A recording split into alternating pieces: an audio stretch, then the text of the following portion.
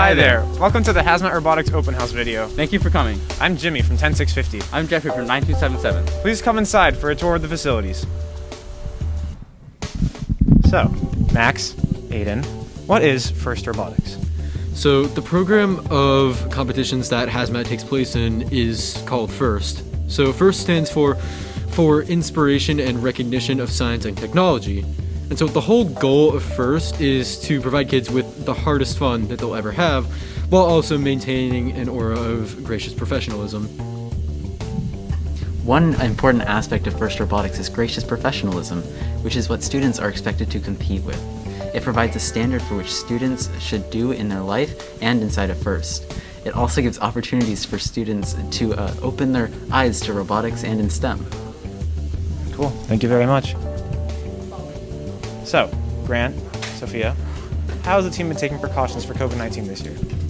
So this year our team has tried their hardest to try and socially distance everyone. So the people that come into the build space are put at tables in twos.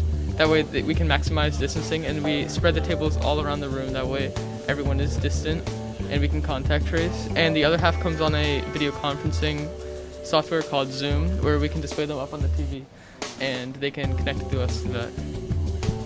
Even though we can't always meet under the same roof, this hasn't stopped us from achieving our goals. Our teams have worked harder than ever to keep the community intact while also staying safe. We're making sure that this year is the safest but also the most fun yet. All right, awesome. Thank you, guys. Now, here's the kickoff video. A team consists of up to 2 driver operators, a coach, a human player, and a robot. The robot must be built from materials specified in the game manual and fit within an 18-inch sizing tool, but may expand after the match begins. The game is played on a 12-foot square playing field with a foam tile floor and 1-foot-high walls. 5 unique navigation images are located around the field perimeter. At one end are 2 tower goals, each containing 3 Alliance-specific goals with return racks. Between the 2 tower goals are 3 red and 3 blue power shot targets. There are 2 red and 2 blue taped start lines, and 3 red and 3 blue target zone goals. And a white launch line divides the field. Outside of the field walls are the 2 Alliance stations and 2 human player stations. The primary game element is a ring, approximately 5 inches in diameter and 3/4 of an inch thick. A match is played with 20 rings. There are 2 red and 2 blue wobble goals. These can have rings scored onto them and can be moved for additional scoring. Before each match, teams place their robots on the field, touching the front wall and over one of their Alliance's starting lines. Each robot must be touching or be in possession of a wobble goal. A robot may possess or touch up to 3 rings. After the robots are in position, field personnel will randomize the starter stacks into one of 3 configurations. This determines which target zone goal is active in the autonomous period. 0, 1, or 4 rings correspond to target zone goals A, B, or C, respectively. Unused rings are stored in the human player stations to be deployed to the field at the start of the driver-controlled period. The players and field are ready. Each match begins with a 30-second autonomous period. During this period, there are a number of ways for teams to score using only pre-programmed instructions and sensor inputs.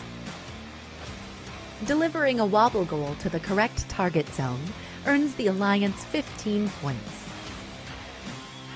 A robot parked over the launch line earns 5 points. Each ring launched or placed into the low goal earns 3 points. A ring launched into the mid goal earns 6 points, and launching into the high goal earns 12 points.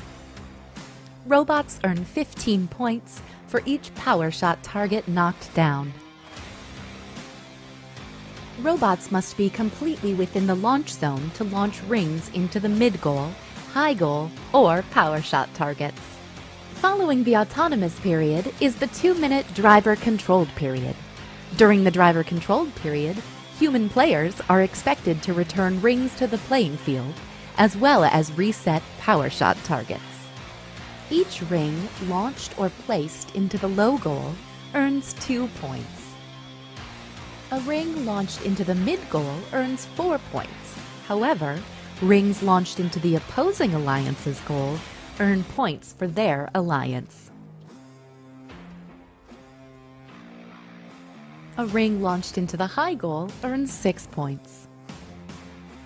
The last 30 seconds of the driver-controlled period is the endgame. During this time, robots may continue scoring rings, but there are also ways to earn bonus points. Each knocked down power shot target earns 15 points. Returning a wobble goal to the start line earns 5 points. Each ring fully supported by the wobble goal earns 5 points. If a robot lifts a wobble goal over the front wall into the drop zone, its alliance earns 20 points. This has been a brief summary of the Ultimate Goal game. Good luck, teams, and have a great season. So, what else do you do on the team besides building robots? Well, a very important aspect of a robotics team is the business team, and specifically outreach. Outreach is a vital part of our team because it allows us to get more sponsors, and sponsors help us by funding the team and getting our brand out. Outreach is a way to give back to the community because in the past we've created robotics demonstrations, taught kids about robotics, and even hosted talk drives. Our community is essential for our team. Along with outreach, fundraising is a huge part of robotics. Without raising money from our sponsors and our own events, we wouldn't be able to buy parts for a robot, pay dues to FDC, or be able to buy uniforms. So, Pavan, Fiona, what's the design process like? So Jimmy, we always start after our kickoff video. We start by making a design matrix, which is like an Excel spreadsheet, where we categorize the different ideas that each one of our team members has, and we rank them numerically so we can quantitatively figure out which design is the best option. So we divide our robot into a couple of sections. So our drivetrain here is one section, and you can also see it here. And then we also have a shooting mechanism this year, which is yet to be completed, and an intake mechanism, which is also yet to be completed. But then we start prototyping each mechanism individually, and ultimately we come together with a somewhat final design made out of oftentimes wood and metal and other parts. So throughout the process, we also CAD our robot, which is like 3D modeling, so that we can get a better picture of how it's all going to come together, and it just helps us be more organized. And so we also CAD custom parts. So we have the ability to 3D print, CNC, and laser cut. So we use those abilities to cut or print different parts of mechanisms for our robot. So you can see here, like anything that's purple or black was either cut or 3D printed. Thank you. So how can you help our team? It takes a lot to sustain our teams. In order to provide for all of these various tools, pieces of equipment, and parts, we require not only a steady stream of financial support, but also a steady stream of outreach opportunities. You can help us by sponsoring us or help us to find future business sponsors. So, Alex, Aiden, what are the programming aspects of the team like? Well, Jimmy, once we have a robot built, it might look pretty cool, but it doesn't really do anything unless we program it, and that's where we come in. We use the Java programming language to write what is basically an Android app that we load onto this magical box located on the robot. This box is the control hub and it interfaces with the mechanical parts of the robot and uses the code we put on them to determine what to do with them. Now, we can do some pretty cool and complex things with our code. Some of the things we've done in the past involve custom software written in C++, machine learning algorithms, custom computer vision software, and more. And all of this work in the code really shines through when it comes to what's called the autonomous period of every match, which is a 30-second period where the robot is not allowed to receive any commands from the drivers, and has to do everything on its own with pre-programmed instructions to score points. The The autonomous period takes a really long time to create and perfect, and rightfully so, because it can really make or break a match. It can be frustrating at times, but it's worth it in the end. Thank you for coming to our open house video. If you have any questions, please email us at these emails. Also, make sure to follow us on social media. Thank you for watching.